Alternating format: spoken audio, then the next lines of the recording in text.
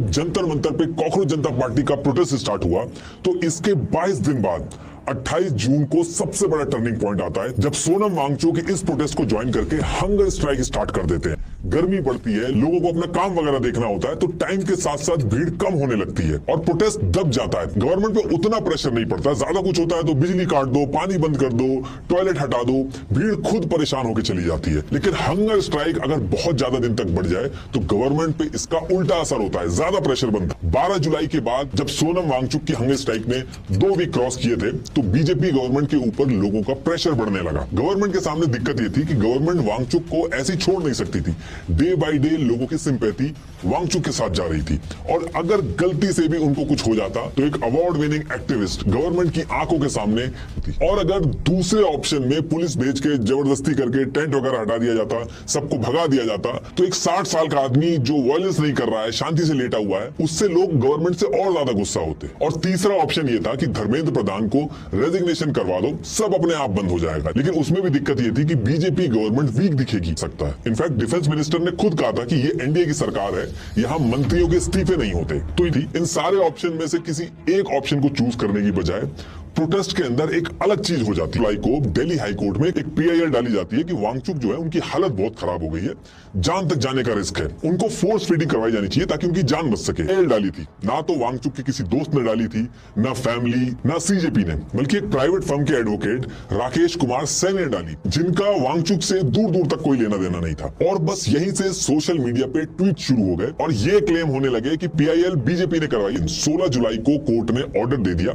कि सोनम वांगचुक के केस में मेडिकल इंटरवेंशन की जरूरत है। लेकिन इस ऑर्डर में एक चीज याद रखिएगा कि इस ऑर्डर में कहीं भी फोर्स फीडिंग या वांगचुक को प्रोटेस्ट साइट से हटाने की बात नहीं कही गई थी। लेकिन होना शुरू हो गया। सेम डे आरएमएल, सफदरजंग और लेडी हार्डिंग मेडिकल कॉलेज को सेलेक्ट करके आरएमएल को नोडल हॉस्पिटल बनाया गया और सुबह शाम वांगचुक की हेल्थ की मॉनिटरिंग स्टार्ट। जब ये सारी चीजें चल रही थी तो इस टाइम पे दिल्ली के पुलिस कमिश्नर थे सतीश गोलचा और इनके नीचे जो डिपार्टमेंट था, ये जो पूरी सिचुएशन चल रही थी इसको लेके कुछ तैयारी कर रहे थे। कुछ डिटेल जो थी वो डिपार्टमेंट से लीक हो गई। सतीश गोलचा को हटा के उनकी जगह आईबी के स्पेशल डायरेक्टर अनुराग कपूर को दिल्ली पुलिस कमिश्नर बनाया गया। सतीश गोलचा जो थे उनका टेन्योर 2027 तक था। आम आदमी पार्टी के संजय सिंह ने डायरेक्ट एलिगेशन लगा दिया कि ये सब वांगचुक को अरेस्ट करवाने के लिए किया जाए। 17 तारीख को दिन में सतीश गोलचा को हटा के अनुराग कुमार को पुलिस कमिश्नर बनाया गया। रात को इन्होंने जितने भी न्यू दिल्ली डिस्ट्रिक्ट के स्पेशल कमिश्नर ऑफ पुलिस थे इन सबको एक मीटिंग के लिए बुलाया और इसी मीटिंग में सोनम वांगचुक को जंतर मंतर से उठाने का प्लान बना। अब यहाँ पे क्वेश्चन ये है कि ये जो प्लान था ये आखिर था क्या।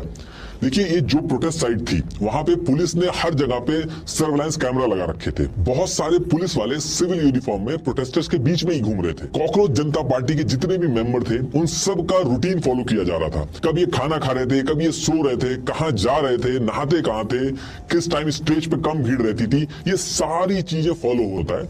इसमें एक छोटी सी विंडो होती है जिसमें सीजेपी के फाउंडर अभिजीत दिपके स्टेज पे नहीं रहते और ये इकलौती ऐसी विंडो थी जिसमें सोनम वांगचुक के आसपास सबसे कम वॉलंटियर्स रहते। तो इसके लिए हायर अथॉरिटी जो थी इन्होंने क्या किया कि सेम टाइम पे यानी कि 17 जुलाई को रात को 11 बजे न्यू दिल्ली डिस्ट्रिक्ट के जितने भी एसएचओस थे उनके पास एक मैसेज भेजा कि 20 तारीख से पार्लियामेंट का सेशन शुरू हो रहा है। तो इसके लिए आप सब लोग अपने साथ 10-10 पुलिस वाले लेके मॉर्निंग में 3 बजे पार्लियामेंट स्ट्रीट थाना जो है वहां पे पहुंच जाए। 12:03 पे प्रोटेस्ट साइट से सोनम वांगचुक ने भी एक वीडियो अपलोड कर दी जिसमें उन्होंने कहा कि 20 जुलाई को सब लोगों को इकट्ठा होकर पार्लियामेंट की तरफ मार्च करना है। सबको मंदिर मार्ग थाने पे ले जाया गया और फिर वहां पहुंचने के बाद न्यू दिल्ली डिस्ट्रिक्ट के डीसीपी सचिन शर्मा ने इन लोगों को पहली बार पूरे ऑपरेशन के बारे में बताया कि यहाँ पे कोई पार्लियामेंट की ड्रिल वगैरह नहीं होनी है। सोनम वांगचुक की तबीयत खराब है, उसकी वजह से प्रोटेस्ट साइट पे जाना है, वहां से उनको उठा के हॉस्पिटल ले जाना है और इस पूरे ऑपरेशन को 30 सेकंड के अंदर करना है, उससे ज्यादा नहीं लगना चाहिए। और इसको इस तरीके से करना है कि कोई भी यूट्यूबर या इन्फ्लुएंसर फोटोग्राफ वगैरह ना ले पाए। एज पर इंडिया टुडे इसमें इन्होंने 3 लेयर बनाई। सबसे अंदर वाली जो लेयर थी उसमें 30 से 35 स्पेशल स्टाफ और लोकल पुलिस थी। इन लोगों को वर्दी की जगह ऐसे कपड़े पहनने थे कि जिससे ये डॉक्टर लगे। इन लोगों को वहां पे जाके एक व्हाइट चादर से वॉल बनानी थी ताकि कोई भी फोटो ना ले सके। और उस कौन वांगचुक को उठाएगा, कौन व्हाइट चादर से वॉल बनाएगा, कौन स्टेज पे होगा, कौन एम्बुलेंस के पास होगा, सबका काम फिक्स था। इसके बाद जो दूसरी लेयर थी उसमें जिसमें सीआरपीएफ और आरएएफ की टीम थी। इनका टास्क था अगर बैरिकेड एरिया के बाहर प्रोटेस्टर्स कुछ हरकत करने लगे तो उसको कंट्रोल करना। और तीसरी लेयर में सीनियर ऑफिसर थे जिनको एम्बुलेंस और पुलिस वैन के कंट्रोल पॉइंट पे खड़े होकर अगर कुछ गड़बड़ होती है तो वहीं से कमांड देना। और इसके बाद एग्जिट प्लान भी था।